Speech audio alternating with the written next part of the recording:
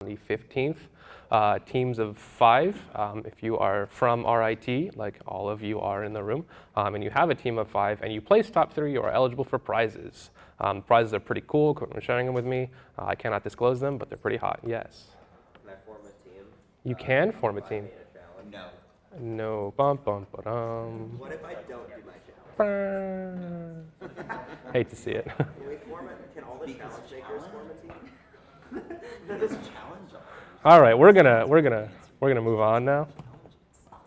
Slide Roulette will be December 6th. Ooh. So if you don't know what this is, basically you submit a slide deck that is short-ish, and it gets put into a pool, and then everyone gets someone else's slides to present without knowing what they are.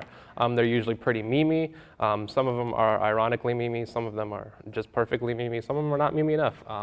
But it's a lot of fun. It's a great way to practice your presentation skills because it doesn't really matter the content, but it's a great way to be more comfortable standing up here speaking in front of people. So I highly recommend it. I have done it every year, every semester. It's a lot of fun. Submit those to presentations.ritsec.club? No. Oh. There is a link inside of the research group Ooh. for Slide Roulette. That way I don't have to filter all those out of the regular. Remember when we said that and you said, no, let's just use presentations? Yeah, I lied. Ah, cool. Love to see it. Yeah, so new form in research. It will get posted to announcements later. Cool. Can we target certain people? There's a comments section. Interesting. Could possibly be coming. All right, like I mentioned, it is the last day to order swag. Yeah. Our cool hoodies and stuff, you should get one. We should all look like the exact same person all the time, wearing the same clothes every day. But for real though, they're pretty comfortable, they're pretty warm, they're pretty hot. So I recommend getting one before today they close.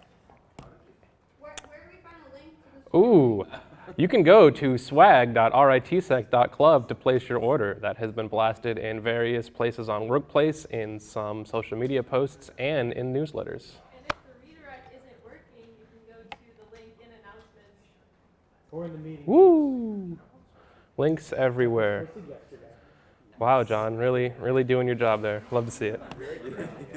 All right, Shmoocon ticket sales. For those of you that don't know, we like to send a pretty big group to Shmoocon, but to do that, we need tickets for everyone. So November 1st at noon, we will be in here. So we ask if you would like to get a ticket or are willing to help other people get tickets, participate in the ticket sales at the beginning of meeting. They usually go pretty fast in like 6 seconds. So the more people we have trying to get tickets, the more opportunities we have to send people we know. It's a great way to connect with alumni. The conference is pretty cool. There's some awesome talks. We have a pretty big presence there. So November 1st, be here. And if you're willing, please participate in the ticket sales. It really helps us out. That's next, right? Yes, John? What happens if I buy a bunch of tickets and then I can't use all of them for me? Sure. So a bunch of tickets would be 2 because that's as many as you can get in one order. But we will have a 3. Did that change? No, it's still 2. No, it's Wow, you are just wrong.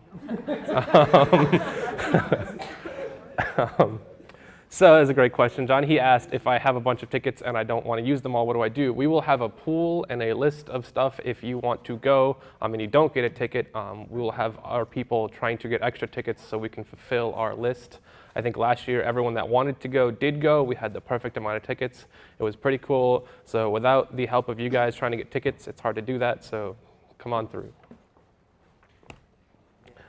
My UB peeps, who's ready to be up bright and early to head down to lockdown? Woo! So we are going to be leaving at 6:45. We're going to meet at Gracie's to make sure that everyone is awake, everyone is there in the proper cars. If you have not seen the list of who's driving and who's in whose car, that is in the UB Big Boy chat with everyone. So yeah. Ian's not driving, so What? Ian's not going. Please do not make us leave late. Yeah, we don't want to leave late. We'll wait like 10 The more time we have to you, the more time we're going to spend on making sure you get hurt in the competition. So be there on time. And it's that time for the standard disclosure. Everything we do here is educational. We want you to be better because of this thing. And always be good, not bad.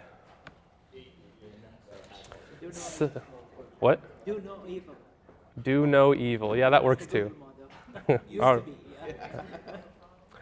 all right. So it's time. We have Ella coming up to talk about the last week's challenges, so let's give her a round of applause. Yeah, that was me. You're welcome. Just clip the microphone somewhere to your person, and then either set that down, pocket it, or clip it to yourself. Okay.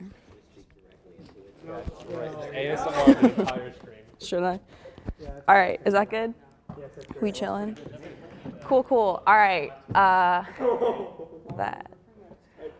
All right. So easy one. The hint is, oh no, you are locked out. Thankfully, the red team, the backdoor, the ultimate, user access, blah blah blah. Sticky key. That's the keyword there. So you're at your VM, and then if you click Shift 5 times, boom, you get a command prompt. How nifty. And so since we don't have the password, you want to see if you can change the password. So we are going to net user. You see administrator, probably the user that we are interested in. We're going to net user asterisk if you, or administrator. And then you see that you can change the password. And then you do net user, administrator, and then you change the password. And if you do an easy password, it gets mad at you. So capital letters, numbers, all that jazz. And then you're in, and that's easy 1. And then for easy 2, you need to take a look at the services machine, and this one isn't that bad. You just open services.msc, and then you got your list of services. And after scrolling for a while, you'll see malicious services doesn't seem normal, and then you can see that description, and then boom, you get a flag. Medium 1, startup folder seems to contain some kind of tool. So where's the startup folder? I don't know. I'm going to Google it. I'm going to find where the startup folder is, and then I'm going to go to that directory, and then it says go up 1 directory for the flag, and then boom, look, there's the flag, and then you type it, and then that's the flag. Medium 2 is there's a shell that pops up every 5 minutes, so it's some sort of scheduled task. This one's super easy. You just look at your scheduled tasks, and it's the second thing that comes up. And then finally, for medium 3, this one is auto runs. You need to go and see where that was disabled. So this app blocker is the keyword here. You're going to go to your local group policy using that thingy, the edit, and then we want to go in Windows settings, we want to go to security settings, we want to go to application control policies, app blocker, and then boom, you see executable rules, and then you see that rule that says deny, and then it's in there, and then boom, you get the flag. Those are the challenges.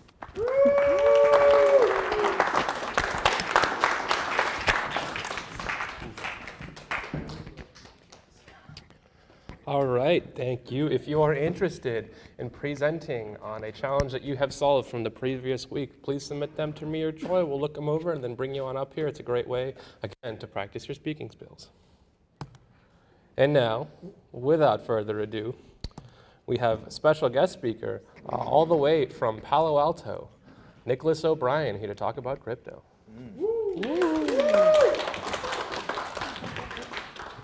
You know the drill. Thank you very much.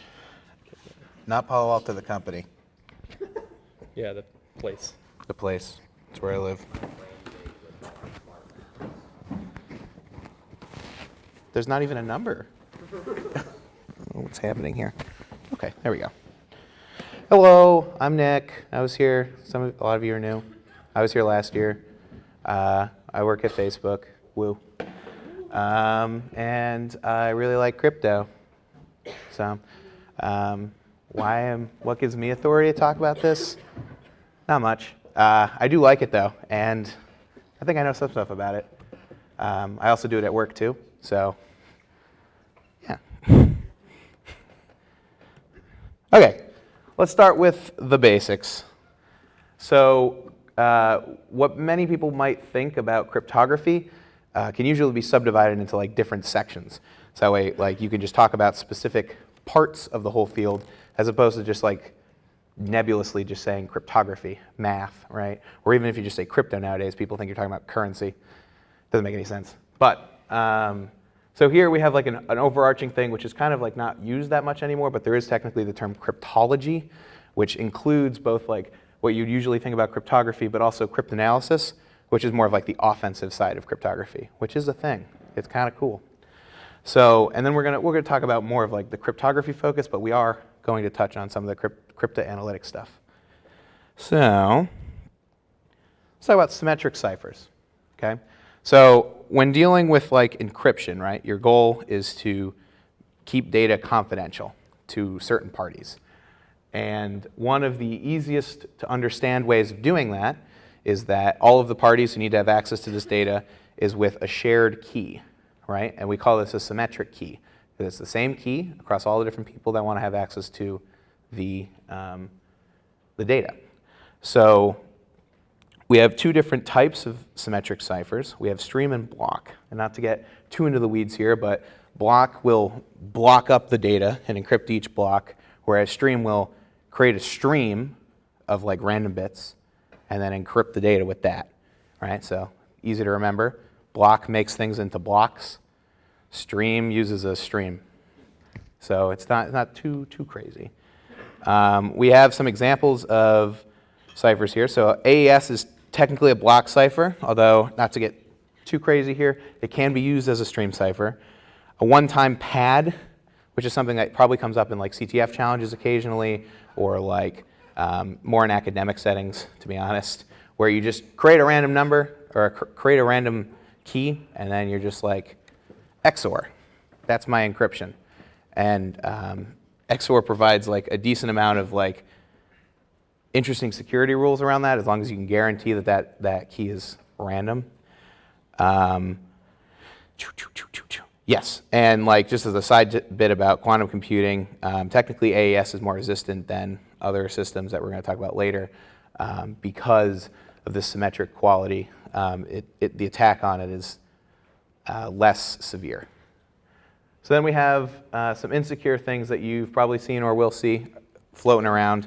So like DES, as some of you are in the crypto class, you're probably learning or have learned about DES. It's the data encryption standard. AES is the advanced encryption standard. They're not very creative with names. NIST just tries to do things. So DES and RC4. RC4 is another, so DES is a block cipher, RC4 is a stream cipher. RC4 was used in like WPA2, I think, or not WPA2, WPA or WEP, one of them. It was used in one of them. And that was part of the issue, is that like RC4 has a very small IV, if I remember correctly. But the reason why you might still see these in the world, and you will, don't worry, is that they're really fast, okay? So like symmetric ciphers compared to like something that we're going to talk about later, like RSA that you might have heard about, are extremely fast. So it's often beneficial that if you can get to a symmetric cipher to like keep data confidential, then you should. Obviously you don't want to use DES and RC4 though. So if you see that in the wild, be sad. But the issue really becomes, right, everyone needs the same key that wants to have access to the data, right? If two people are having a conversation, say me and Dan, trying to have a conversation with him, and I want no one else in the room to hear what we're saying, so we're going to use some sort of like symmetric cipher, we have to have the same key. And how am I going to get in his brain the same key that I'm thinking in my brain to use as part of the cipher without everyone else just hearing it? I can't just be like, it's 12, because now everyone knows the key. There's something called a Diffie-Hellman key exchange, which I don't think is talked about in this conversation because it's a little math intensive for intro to crypto.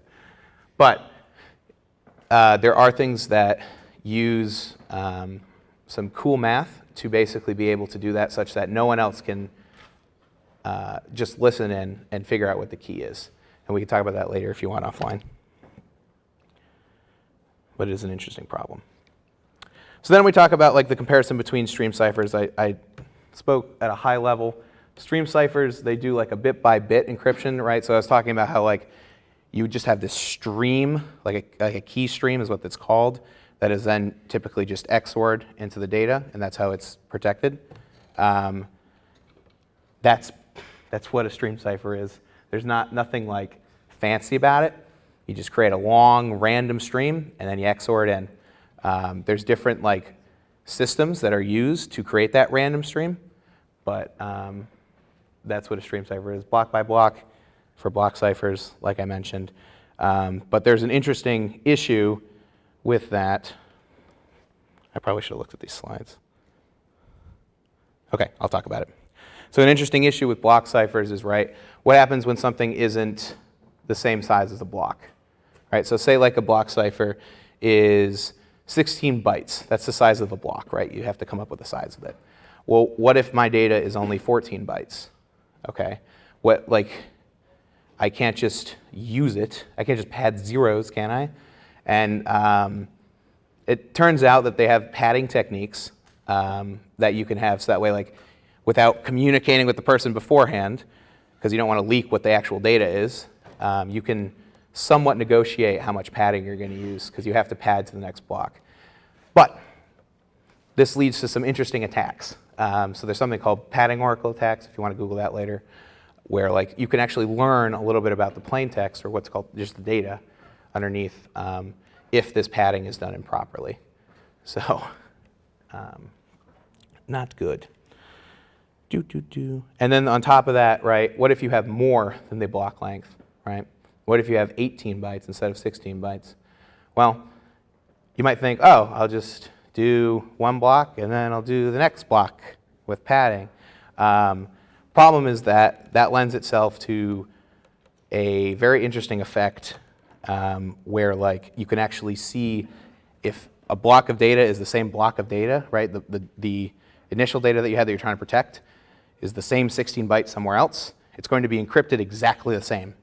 So like if you had something like a picture, right, where say like your block size is just like, it's a small block size, but it could be something like 3 bytes. I don't know if anyone knows much about pictures, right, but like they're RGB values, 1 byte, 1 byte, 1 byte. Well, what this is going to do when you encrypt it is that it's just going to literally shift what the color is. So like you're literally just going to have a shifted color of the photo when you encrypt it, if you were to just encrypt it like that. So there's certain cases where it's not always that trivial, and there's a whole thing called mode of operations that you can look at later if you want. This is a picture which shows you how this works. There's one key on both sides. It does that, it encrypts it, and then it decrypts it. Plain text, ciphertext, plain text. Those are the terms that we use. Plain text is, yeah, question? It's fine. Okay, it's fine. If anyone has questions, it's fine. It's not exactly an easy topic, so. Okay, so yeah, like I said, same key on both sides of the conversation for encryption and decryption. That's what symmetric is. Now let's talk about asymmetric. So if symmetric was same key on both sides, asymmetric would be different keys on both sides. So, how they ended up resolving like a few issues is that they have something, every person has 2 keys in a conversation that are tied together. You have your private key, which by nature is private. You want to keep it secret. And then you have a public key, which by nature is, oh, you got this. Come on, guys. Public. So it's okay if you just post it somewhere. And how you use this like operation, there's a picture, so I'm just going to skip to, some examples of this would be TLS, right? So that's what's used in your browser for HTTPS stuff. RSA, SSH does this as well. Usually they use like a Diffie-Hellman, which I mentioned earlier for a key exchange, but these are much slower to use for like total encryption, which is why earlier we mentioned Diffie-Hellman. People will typically do Diffie-Hellman, get keys, go into Symmetric because it's just faster. But they're still cool to learn about. Here's an example of what this looks like. So say I want to send something to Dan again. Dan, you're my person today. So I'm trying to send data to him. I take his public key, which is public, and then I encrypt it I encrypt the data. And because of this intrinsic link, you cannot actually decrypt this data that I just encrypted unless you have the private key. That's how they're linked together. And this behavior is hard to explain without getting into the math, to be honest. But by the nature of how they are linked / created, they undo each other. And they are the only things that undo each other. So when you encrypt with a public key, it can only be decrypted with its associated private key. So if I encrypt with Dan's public key, he's the only person who will be able to actually decrypt it. Otherwise, it'll just look like nonsense. So yeah, this also lends itself to an interesting side effect where this link actually goes both ways. So you can actually also use the private key and encrypt with that, and then I can verify it with the public key. Does anyone have any ideas on why that would be useful? Because everyone has the public key, right? So like why everyone can decrypt that? Does anyone know why that would be possibly useful? To prove your identity? Absolutely, yeah. So it's used for signatures, right? So like if you want to sign a piece of data, you're the only one that has your private key, and everyone knows that that's intrinsically linked with your public key. So your public key acts as like your identity, and your private key is what you use to prove your identity, or prove ownership of your identity. So pretty neato. Hashing. So hashing, which if you talk to some people who aren't like too familiar with cryptography in general, they might confuse a lot of what they see as hashing as like encryption or something else, or encoding. What hashing is that it's a one-way function that takes any amount of data you want to throw into it and gives you a fixed length output that is random. So like some examples that you might have heard of: SHA-2, SHA-3, no, that doesn't exist. But like Argon-2, I'm not going to just keep listing these for an hour. There are a lot, and they're used for integrity checking. One thing that's like notoriously a problem in this space is MD5, right? So everyone likes to joke about like, oh, at least I'm not hashing my passwords with MD5, right? And it's because like MD5 is very easy to brute force finding a collision. And what a collision is like two things you put in, and they give you the same output, right? So if you're dealing with a fixed length output, you can throw any amount of data you want in. It means that eventually, right, you're going to have some conflict, right? Because if you think about it, you just can't keep putting in more and more data. I could just start counting, and eventually I'm going to count more than the actual size of the output. So then what is it going to do? It's going to have some conflict, which we call a collision. So, and this is useful in terms of like passwords, right? So like how, segue. So for password hashing, right? So when any modern company in like 2019, what they do with your passwords is they store them as a hash of some sort. That's probably encrypted also on top of it, and a bunch of other things. But it's stored as a hash of some sort. And that's because, obviously, then they don't need to store your plain text passwords. Good. And like, they don't need to, and it's more efficient on their side, right? Passwords can be long, they can be short. You don't know what their length is. Hashes are, like I said, they're fixed length. It's easy to account for. So that's usually what people do. But this problem with collisions come in where if like I have a password like password and then like a password like password1, if those two are collisions and you're using a bad hashing algorithm on the back end, then I don't need to know the correct password, right? It just needs to be the same hash because you're only checking the hash, right? So like that's what a lot of attacks that you might have heard of, maybe you can jot these down, like rainbow table type attacks where like you have this gigantic list of like words or like possible passwords, and then just a gigantic list of their hashes. Because it's super easy to be, if you got like a database dump or something, you could just be like, is this password in there, or is this hash in there? Great, I know what the password is, right? And that's what came out of that is something called salting, which like means that you just add a little bit of random data when you hash passwords, so they're not all deterministic, right? So if your password is, again, I'm just going to say password, On like Facebook.com, that hash is going to be stored differently than on like Google.com, right? Or Indeed.com. I'm not going to just keep listing websites. So, but you get the idea, right? So the hashes will be different. So if you get one database dump, it doesn't fall apart. Yeah? So what happens if you use a weak hashing algorithm, but you still salt it with like a strong enough salt, I would say? Is that still really vulnerable? Yeah, you could still have problems with that, right? So like depending on what the vulnerability is in the hash algorithm, if it means that it has weak collision resistance, buzzword, then it doesn't matter if you put more random data into it, because like you don't really care, right, what the password collision is.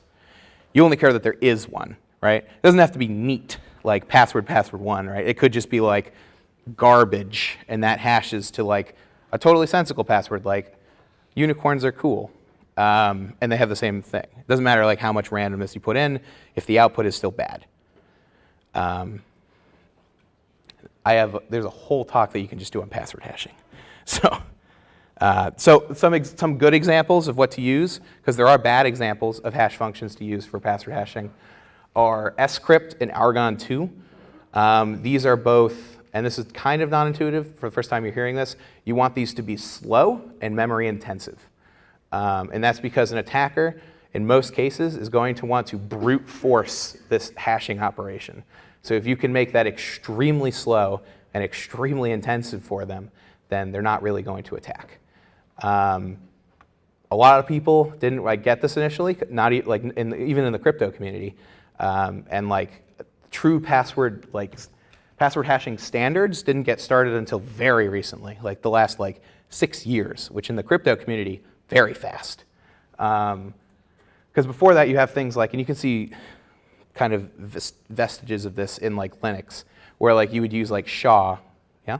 We have a question from Stream. Hit me. How do you handle salt and check, or how do you handle salting and check it on the back end, or what is the best way to do it? Yeah. So maybe I might not have been too clear on that. So the user doesn't know their salt.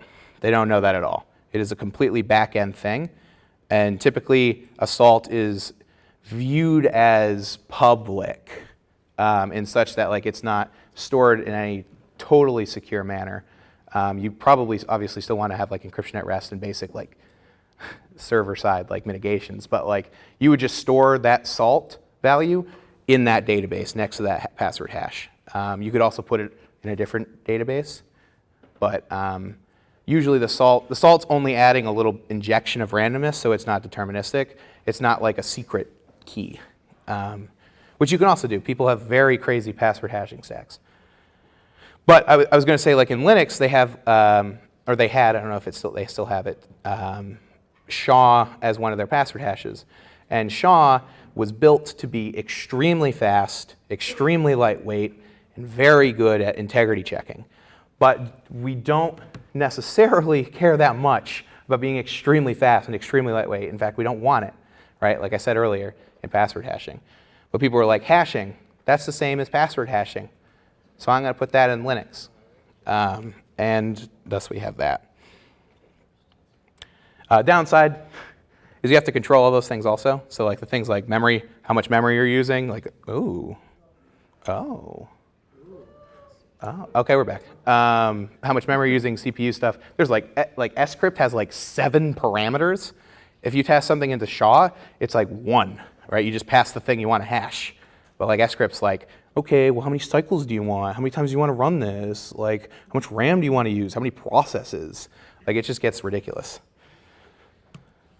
All right, something that I'm not great at. Common crypto challenges and CTFs.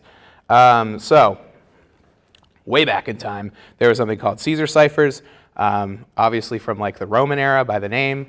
And how it worked basically is that you just had like a regular alphabet. That's where like that's all the data is. It's just the alphabet. There's nothing fancy. And you just kind of shift the alphabet.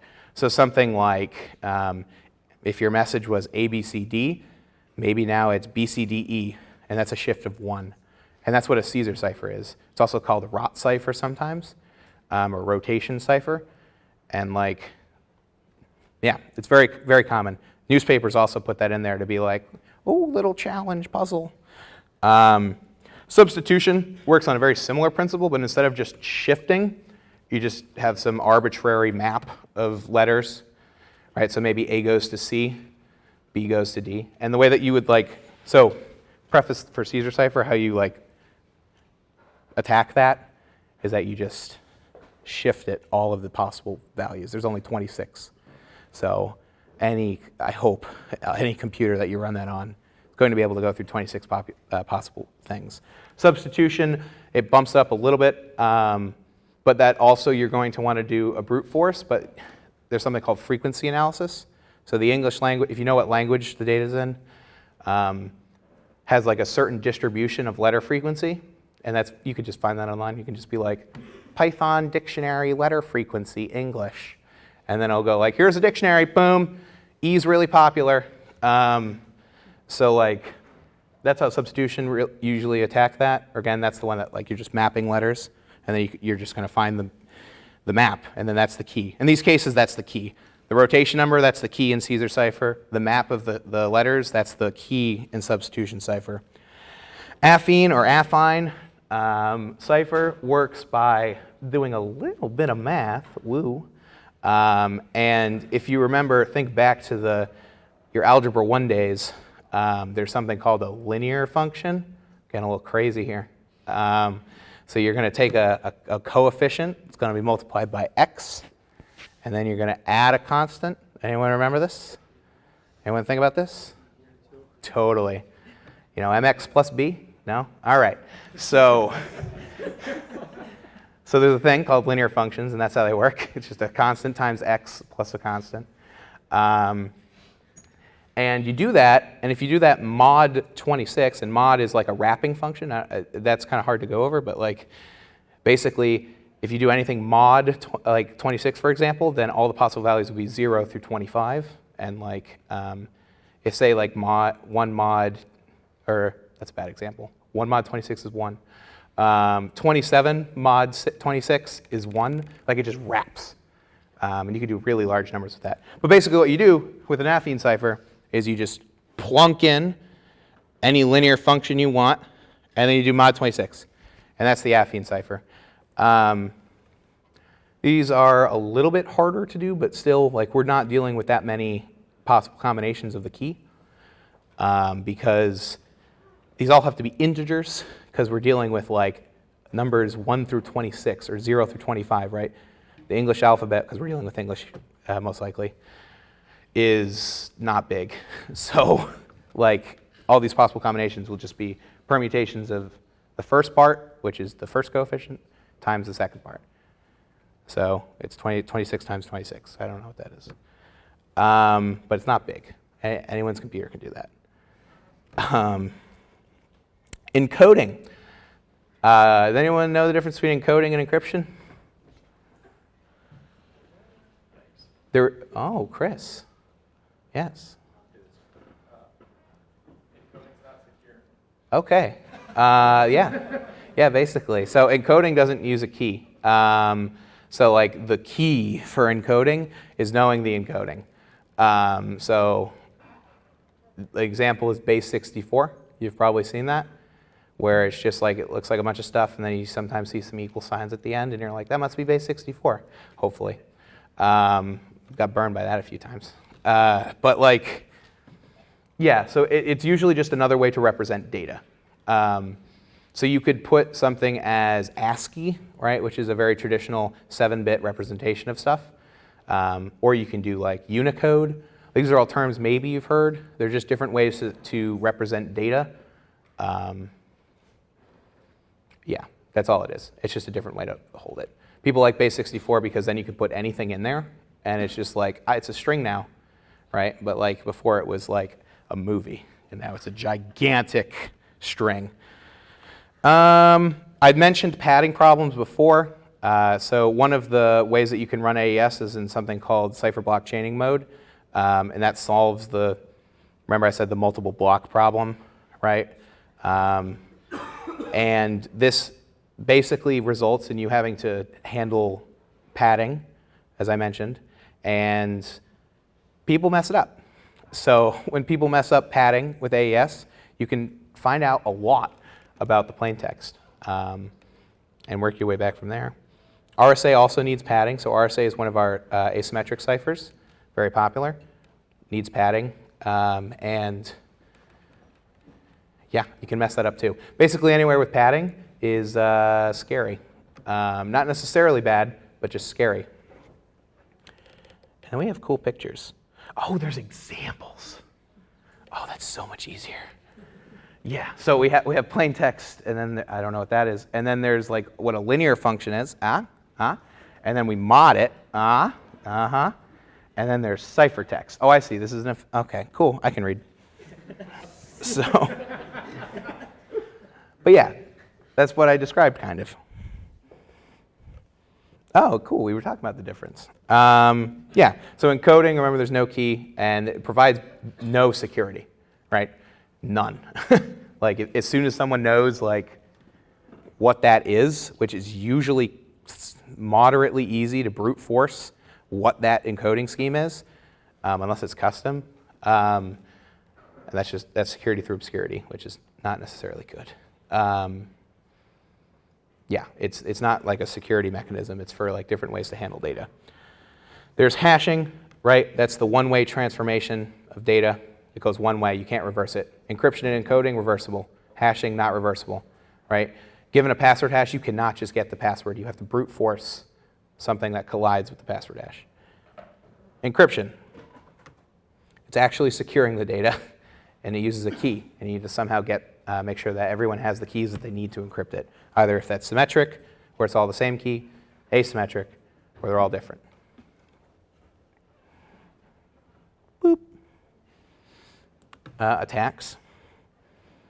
So the classic brute force, right? So you have these keys. What if you were to just try every single value for those keys until you got it? I will say that like when you're dealing with cryptography, you're usually dealing with extremely large numbers, and that's because you have to deal with computers, right? It's not just like this needs to be a hard thing for a human to not be able to do. It needs to be a hard thing for a supercomputer not to do. So when you deal with things like, for example, 128-bit integers, and that's on the small end, but that's for like an AES key. That is a humongous number. That is just gargantuan. Like it's impossible to wrap your head around how large that is. And with RSA, we're like throwing around like, yeah, I do 2048-bit numbers, and it's like, why aren't you doing 4096-bit? And it's just, these numbers are gigantic. Like, these are not like linear numbers. These are exponential. You're doing 2 to these numbers to figure out how many possible combinations you're doing. So that's why brute forcing typically doesn't work, except for those classical ciphers that we talked about, right? You can brute force the Caesar cipher. There's only 26 combinations. Password cracking, we talked about those, right? Rainbow tables is when like you have a set list of passwords that you populated beforehand with a set hashes. If you have a database dump and they use assault, all of that was useless, right? Because assault was injected into there. None of those are going to match up correctly. You can find a collision, hopefully still, but it won't give you the original thing. Frequency analysis, we talked about that with regards to substitution cipher, right? If you know the underlying language for, say, English for a substitution cipher, then it's very easy because something like E is the most popular letter by far in the language. And you can just look for that distribution. Also, there's some, yeah, so along the lines of frequency analysis, there's something called bias that also appears in certain encryption schemes, like AES and DES and triple DES, because they were like, oh, DES doesn't work anymore. And they're like, but what if we ran it 3 times? And it was like, it still doesn't work. It would be like, yeah, but we're a bank. So, so you have something called S-box bias, and this is getting really specific for like those systems. S-box is a part of an implementation on like DES and AES. And this bias is like if certain inputs usually tend towards a certain output, then you can do some really, really complicated but really cool attacks that have to do with probability to try to figure out what the key was. they're hard. They're hard to do, but they're also really cool. And you can look them up, but not in this talk. There's also just math. You can just use math. So all of these revolve around math. There's lots of math involved, and thus a lot of the attacks can be very mathematical. My favorite, because I have a favorite, is the Polig-Hellman attack, mostly because it's finally a use case for the Chinese remainder theorem, which like I didn't understand at all anytime that I heard it in class, and then I finally was like, oh, there's a use for it. But yeah, so these attacks typically are like rooted in like some underlying mathematical structure that you can exploit that's not obvious. And this is huge because academic discussion, right, like in the classroom discussion on how you generate something like an RSA key and like what actually happens in the real world is hugely different because of things like this. And it's because of like, well, okay, so it's not that easy, right? So it's not like RSA people talk about like RSA is kind of easy to get your head around. It's like, oh, you just have prime numbers and you just raise the prime number and boom. But it's like, oh, but they have to be like specific prime numbers. It can't just be any prime number that you want. And it's like, we're not even really sure if they're prime numbers. We're just like really sure that they're prime numbers, which is a whole other thing. But these things, like, everything's not as perfect as what it appears in the academic setting. And then that's a tool. I don't know that tool, but there's a tool called Rumkin. It has a suite of ciphers that can decrypt and encrypt. Great for CDFs.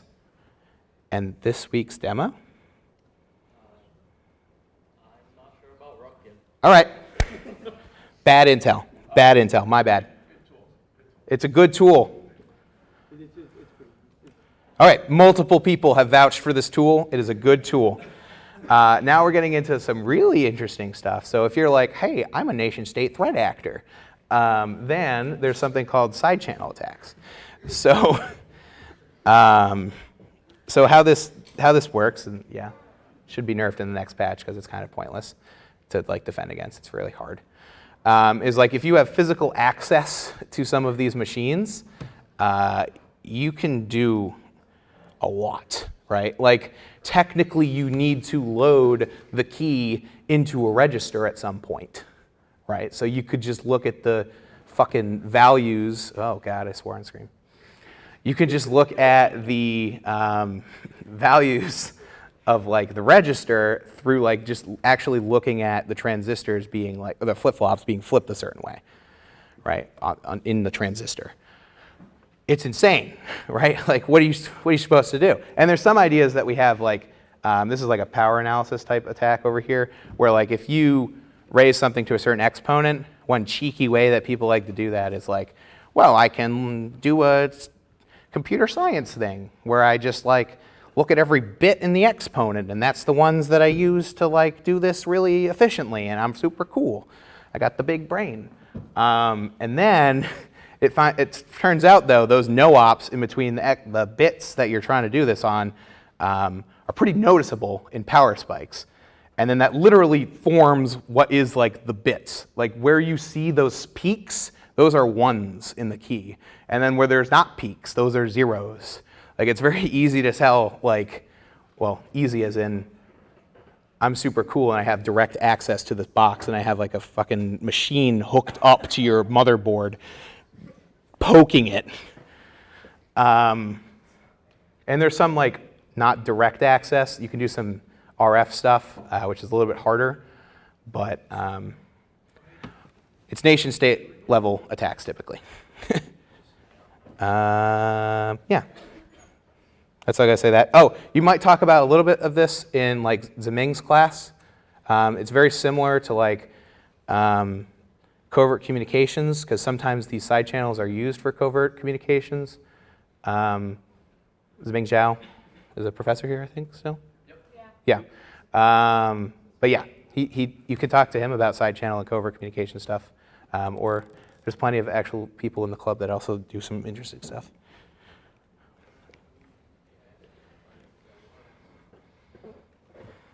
Cryptography is used, I guarantee it. It's used in email. It's used in file integrity. It's used in the web. All of you are using it right now. Fun fact.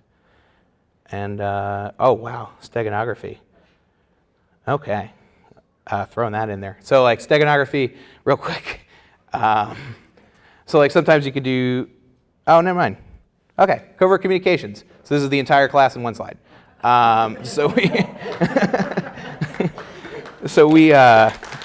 It's not. It's gotten much better. So cryptography does not always provide safe communication, and safe, we're talking about a completely different context here. We're talking about like safe for the user, right? Because cryptography just gives you confidentiality. It does not make it like no one knows I'm sending data. If I'm just sending data to Dan, and I'm just like saying something in some jarbled nonsense, everyone knows I'm talking to Dan, right? And you could probably assume that like if I talk to Dan every time around pizza time, you can assume that maybe we're talking about pizza or something like that, right? These are things that you can get from like behavior or like timing or just knowledge of something happening, which is actually pretty powerful. This light turn on? Okay. Probably going really, yeah, okay. Oh, wow, if the government, okay, whoa. So there's a thing called covert communications, and the whole idea of covert communications is that the very existence of the communications is hard to detect. It's kind of like galaxy brain level security through obscurity. So like if you were to take like regular security through obscurity where it's like, well, no one's going to think about that, right? No one's going to look at that. It's like that, except actually really complex. So like these things could be like CPU cache attacks, right? So like technically between like processes, or even like between, say you had two EC2 instances and they were on the same Amazon box, right? You might not necessarily know that, but say you do. They still share CPU cache technically. And you can leave things on the cache from one box and then pick them up on the other box. And that's really hard to like detect or like know about, because it would just be really slow if you were constantly like, time to wipe the cache, we've got to wipe the entire CPU cache, we're changing the process. And it was every single time that the process was changed. Like the scheduler was like, next one. Video game pathing. Yeah, so like it can also be in video game stuff. So like, some people use video games as a covert channel because like it's so varied on what you can do in the video game that if you can like map messages to doing certain actions somehow, and it looks somewhat like real gaming behavior, then you can basically covertly communicate. Acoustic channels, there's some interesting things there where it's like, well, if I go above human hearing, odds are people won't hear it. So you could do transmitted data. You can do almost anything with that. So like say you're in a environment, you have a phone, and you want to transmit, or not even a phone, you're on a computer and you want to transmit data out of the computer onto your phone. You could have your phone listening for like certain frequency, and then the computer, you just play like a little sound file, like you encode data into a sound file, boop, it plays it, it's above human hearing, no one hears it, your phone hears it, and then you got the data on your phone, and no one knows. No, you didn't have to plug anything in, you didn't use the Ethernet networking equipment, you just use the sound card. And yeah, you have a class on it. What? Oh, what's that? What? Thermal. So that's similar to like the CPU cache style attacks, where like think about if you're sharing a box or something, you could spike through like doing some sort of like insanely intensive process the amount of heat that the CPU is giving off, and then someone can be like, oh, it went up 10 degrees, that's a 1. Oh, it went down 10 degrees, that's a 0. Like these attacks become very like I said, galaxy brain. But yeah, that's like thermal reading. You can also, yeah, there's many different thermal things. These are broad categories. I'm just giving examples. And then that. So don't just like go like, I'm gonna do something better than AES guys, and then just try to make it. Like that's just probably not a good idea. things in the crypto community move extremely slowly, and it's because there's a lot of peer reviewing that occurs. AES went through like 6 or 7 years of review before like we chose, yeah, you know, I'm cool. Before Rhindale was chosen as like the correct cipher. Technically, that's the name of it. So yeah, don't just don't do it. Don't just be like, I can do better, because it's hard, and if no one else is looking at it, it's dangerous. And then there's some thingies. And then, yeah, CryptoPals, I know that one. So I also know Bruce Schneier, I guess. So, but the CryptoPals, I do recommend it. There's like a lot of interesting challenges there that like teach you a lot. So I really recommend those. Okay, we'll get to the question slide. Are there any questions? Hit me. Any questions? Oh, bonus. There's a bonus slide in my head. It just popped in because I didn't see any hands go up. One thing about password hashing. Bonus slide. So there's actually a way to just not send passwords. So you can authenticate through not sending passwords through something called PAKE, which is this new idea that's getting put out, where why would the client have to send it if you can just like use other cryptographic means to prove that you have the password. This is based on something called zero knowledge proof. If you want to write that down, look it up later. But yeah, you can theoretically, although no one's done this yet, could just not send the password at all. And then there's that obviously just works out well for everyone, right? You never send the password, server never has to mishandle it, etc. Any questions? Yes? So, do you follow Steve Gibson from Security Now at all? Do you know about his tool called Squirrel?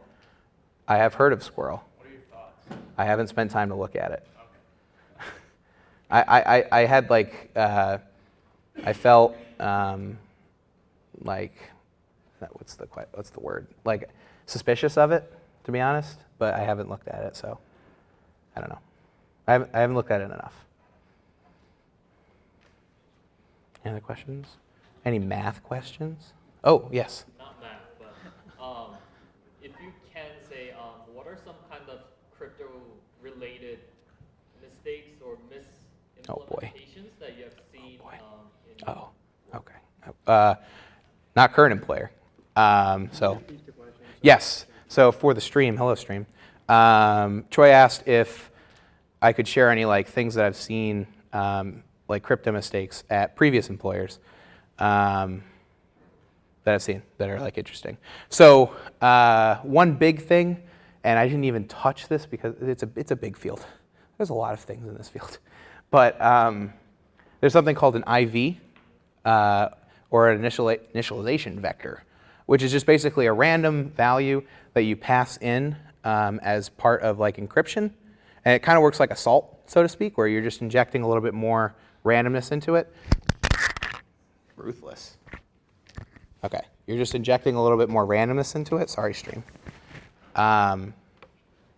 And what's terrible about doing it like that, it doesn't quite work like a salt, but people translate it like it does.